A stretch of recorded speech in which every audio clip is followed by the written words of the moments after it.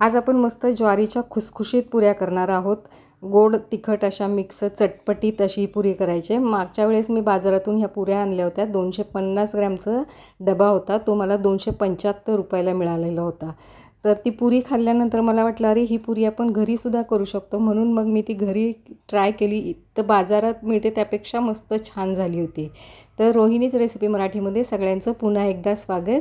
आपण आता पुरीची रेसिपी करूया. आता ह्या बाउलमध्ये मी 250 ग्रॅम ज्वारीचं पीठ घेतलं आहे. त्याच्यामध्ये 1 चमचा तांदळाचं पीठ घातलं आहे, 1 चमचा धने पावडर घातली आहे, 1 चमचा जिरे पावडर घातलेली आहे, 1 चमचा लाल मिरची पावडर घेतली. लाल मिरचीचं प्रमाण तुमच्या आवडीनुसार कमी जास्त करायचं आहे. आणि 1 चमचा चाट मसाला घातला आहे.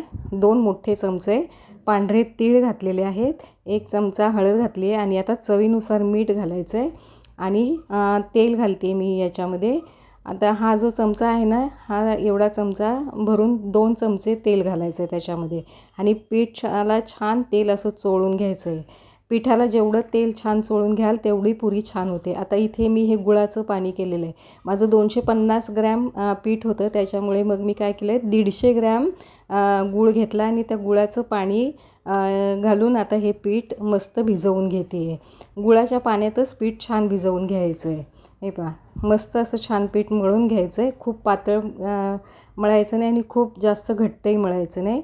व्यवस्थित आपल्याला त्याची पोळी लाटता आली पाहिजे एवढ्या प्रमाणात पीठ भिजवून घ्यायचं आहे. आता हे माझं छान भिजवून झालं आहे पीठ. आता मी हे झाकून ठेवते एक 15-20 मिनटं.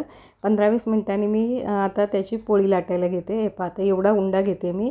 आपण चपाती करायला घेतो ना त्याच्यापेक्षा थोडासा मोठा उंडा घ्यायचा आहे आणि छान हातावर असा घोळवून घ्यायचा आहे. त्याच्यामुळे काय होतं, ते पीठ छान मऊ होतं आणि लाटलं जातं व्यवस्थित.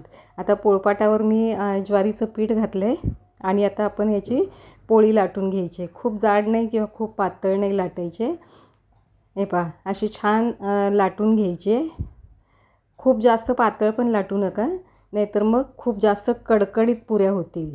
खुसखुशीत झाल्या पाहिजेत. तर वरून असे तीळ किंवा खसखस घालायचे आणि पुन्हा त्याच्यावरती असं लाटणं फिरवून घ्यायचं आहे. आणि सुरीने त्याच्या अशा बाजूच्या ज्या कडा आहेत ना त्या काढून घ्यायच्यात. तुम्हाला नसेल काढायच्या, नाही काढल्या तरी चालू शकतात, पण ते छान दिसायला पुरी दिसावी म्हणून मग मी ह्या कडा काढून घेतलेल्या आहेत. आपण पुऱ्या लाटताना कसं करतो तशा पद्धतीने सुद्धा तुम्ही करून घेऊ शकता मोठ्या प्लेटने. आता हे प्लास्टिकचं झाकण आहे माझ्याकडे छोटं, त्याने मी याच्या पुऱ्या पाडून घेते.